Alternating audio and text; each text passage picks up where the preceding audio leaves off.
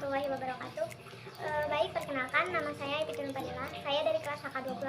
Di sini saya akan mempresentasikan jurnal mengenai denyut nadi amandemen kelima Undang-Undang Dasar 1945 melalui pelibatan Mahkamah Konstitusi sebagai prinsip the guardian of the Constitution. Yang saya pahami dari jurnal ini, proses pembahasan amandemen Undang-Undang Dasar 1945 pasca reformasi mengatakan bahwa naskah perubahan Undang-Undang Dasar 1945 disusun dan dirumuskan tanpa melalui perdebatan konseptual yang mendalam. Para anggota MPR tidak memiliki kesepakatan waktu yang memadai untuk terlebih dahulu memperdebatkannya secara mendalam. Selain itu, suasana dan dinamika politik yang mempengaruhi proses pembahasan rancangan itu juga sangat dipengaruhi oleh kepentingan-kepentingan politik yang terlibat di dalamnya. Keadaan ini menyebabkan pilihan-pilihan yang menyangkut kebenaran akademis sering kali terpaksa dikesampingkan oleh pilihan-pilihan yang berkenaan dengan kebenaran politik. Undang-Undang Dasar memberikan kewenangan yang sangat besar kepada Mahkamah Konstitusi sebagai pengawal Undang-Undang Dasar 1945. The Guardian of the Constitution terkait dengan 4 wewenang dan 1 kewajiban yang dimilikinya. Konstitusi ini sebagai hukum tertinggi yang mengatur penyelenggaraan negara berdasarkan prinsip demokrasi, dan salah satu fungsi konstitusi adalah melindungi hak asasi manusia yang dijamin dalam konstitusi sehingga menjadi hak konstitusional warga negara. Pada dasarnya, saat perubahan itulah situasi dan kondisi perdebatan persoalan konstitusionalisme Undang-Undang Dasar Negara Republik Indonesia tahun 1945 dipertaruhkan, dan hasilnya berdampak kepada seluruh dimensi kehidupan ketatanegaraan termasuk konteks perlindungan hak manusia sebagai fundamental utama ciri negara hukum. Selanjutnya yaitu rumusan masalah. Berdasarkan latar belakang di atas, maka rumusan masalah yang menjadi bahan kajian ialah pertama, apa urgensi pelibatan Mahkamah Konstitusi dalam perubahan Undang-Undang Dasar Negara Republik Indonesia tahun 1945. Yang kedua, bagaimana perspektif pelibatan Mahkamah Konstitusi dalam perubahan Undang-Undang Dasar Negara Republik Indonesia tahun 1945. Untuk pembahasan, yang pertama yaitu membahas urgensi pelibatan Mahkamah Konstitusi dalam perubahan Undang-Undang Dasar tahun 1945. Salah satu hasil amandemen ketiga Undang-Undang Dasar 1945 adalah lahirnya pasca 24C ayat 1 yang menghadirkan lembaga baru bernama Mahkamah Konstitusi, yaitu MK. MK secara konstitusional ditentukan memiliki 4 kewenangan, yaitu poin pertama yaitu menguji undang-undang terhadap undang-undang dasar. Poin kedua, memutus sengketa kewenangan lembaga negara yang kewenangannya dilahirkan oleh undang-undang dasar. Ketiga, memutus pembubaran partai politik. Keempat, memutus perselisihan tentang hasil pemilihan umum. Baik, untuk poin A yaitu dinamika perubahan konstitusi Indonesia terkait fungsi dan kedudukan konstitusi dalam suatu negara, yakni konstitusi sebagai nilai norma dasar, gagasan mengatur dan membatasi kekuasaan. Inilah yang secara alami muncul karena adanya kebutuhan yang merespon perkembangan peran relatif kekuasaan umum dalam kehidupan umat manusia, kemudian dikembangkan menjadi paham yang disebut konstitusionalisme. Untuk poin B yaitu kelemahan hasil amandemen Undang-Undang NRI 1945. Poin 1, tidak membuat kerangka dasar perubahan dan konteks draft MPR dalam membahas dan memutuskan perubahan Undang-Undang Dasar 1945. Tidak membuat dan memiliki konteks draft konstitusi secara utuh sebagai langkah awal yang menjadi dasar perubahan yang dapat ditawarkan kepada publik untuk dibahas dan diperdebatkan. Konteks draft yang didasarkan paradigma yang jelas yang menjadi kerangka overview tentang eksposisi ide-ide kenegaraan yang luas dan mendalam mengenai hubungan negara-negara, warga, negara-negara agama, negara-negara hukum, negara dalam pluralitasnya, serta negara dengan sejarahnya. Untuk poin C, eksistensi MPR sebagai lembaga politik, yaitu keberadaan MPR tidak terlepas dari teori kedaulatan rakyat yang menjadi pilihan bangsa Indonesia merdeka dalam sidang kedua. Untuk poin D, yaitu perwujudan MK sebagai the guardian of constitution. Konstitusi Indonesia telah mengatur bahwa Indonesia merupakan negara hukum. Hal tersebut tercantum dalam Konstitusi Pasal 1 Ayat 3 Undang-Undang Dasar Negara Republik Indonesia tahun 1945 sebagai negara hukum di Indonesia yang mempunyai peran sangat mendasar bagi kehidupan bangsa dan negara. Hal ini bermakna bahwa hukum harus menampilkan peranannya sebagai titik sentral dalam keseluruhan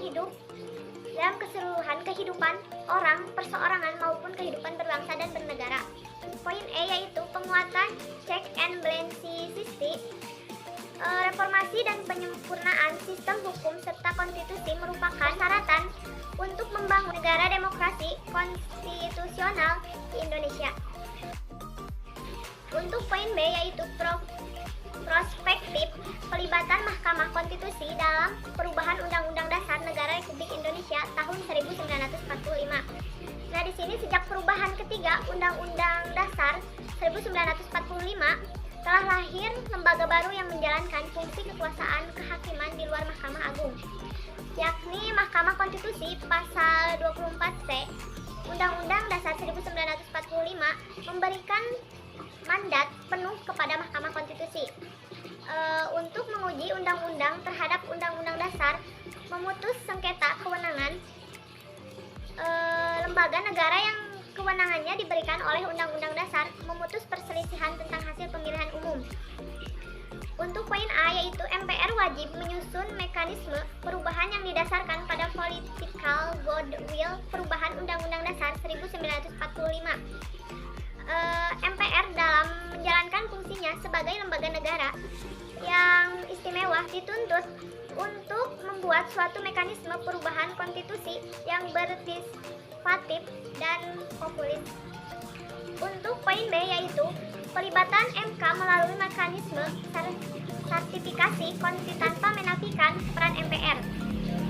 Kegagalan demi kegagalan badan atau komisi yang mendapatkan mandat untuk menyiapkan perubahan konstitusi yang dialami oleh Indonesia menjadi pelajaran yang sangat berharga bagi perjalanan ketatanegaraan di Indonesia. Untuk itu perlu untuk melakukan komparasi dengan beberapa negara mengenai model perubahan konstitusi yang dipraktekkan oleh negara-negara lain, yang di sini dijadikan acuan dalam melakukan perubahan ulang Undang-Undang Dasar 1945. Misalnya dengan melihat pengalaman negara lain yang telah sukses membentuk komisi konstitusi untuk menyiapkan perubahan konstitusi. Pengalaman Filipina yang di bawah Corazon Aquino membentuk konstitusional Commission, Thailand yang membuat konstitusional drafting assembly, dan Afrika Selatan membentuk konstitusi assembly yang menunjukkan bahwa penyerahan perubahan konstitusi kepada lembaga semacam komisi konstitusi akan lebih menjamin suksesnya reformasi konstitusi. Pertama, sertifikat konstitusi oleh MK melalui hasil rancangan komisi konstitusi, yaitu dengan melihat kembali desain komisi konstitusi yang peran dibentuk oleh MPR dengan kewenangan yang sangat minim. Ke depan perlu dibentuk komisi konstitusi yang diberi mandat untuk melakukan amandemen ulang yang melibatkan MK untuk menyempurnaan hasil akhirnya. Komisi konstitusi yang akan dibentuk harus diberi kewenangan yang signifikan, sebagaimana yang dipraktekkan di beberapa negara telah sukses menyusun konstitusi baru. Poin kedua, yaitu prospektif pelibatan MK dalam perubahan Undang-Undang Dasar 1945. Di dalam Undang-Undang Dasar 1945 melalui amandemen kelima, jika ditarik dalam konteks penelitian urgensi pelibatan Mahkamah Konstitusi dalam perubahan Undang-Undang NRI tahun 1945, maka penulisan melihat penting agar pelibatan MK dalam perubahan konstitusi dinormakan secara legal formal di dalam Undang-Undang Dasar 1945 1945. Hal ini untuk menjaga marwah Mahkamah Konstitusi sebagai lembaga negara yang mempunyai tugas untuk memastikan bahwa sistem penyelenggaraan negara sudah berjalan di rel konstitusi atau justru menyimpang dari rel konstitusi itu sendiri. Untuk kesimpulan dari yang saya paparkan barusan ini, urgensi pelibatan MK dalam perubahan Undang-Undang Dasar didasarkan pada beberapa hal, antara lain: pertama, terdapat banyak kelemahan dalam amandemen Dasar Negara Republik Indonesia tahun 1945 didasarkan pada beberapa hal, antara lain: pertama, MPR dalam menjalankan fungsinya sebagai lembaga negara yang istimewa dituntut untuk melakukan itikat baik dalam melakukan perubahan terhadap Undang-Undang NRI 1945 menjadi suatu keharusan bagi terlaksananya dan terciptanya bagi mekanisme perubahan konstitusi yang konstruktif. Kedua, dalam konteks pelibatan MK dalam perubahan undang-undang gagasan amandemen kelima, MK tidak dilibatkan sejak awal proses perubahan undang-undang dasar. Namun di sini, jika setelah Komisi Konstitusi menyelesaikan naskah perubahan yang telah didasarkan pada masukan dan aspirasi masyarakat, barulah naskah tersebut diserahkan kepada MK untuk dinilai apakah naskah perubahan kepada MK perubahan terbentuk bertentangan dengan prinsip dasar konstitusi yang berdasarkan pada Pancasila. Ketiga, adanya konstruksi pasal tentang pelibatan MK dalam perubahan undang-undang melalui amandemen kelima dengan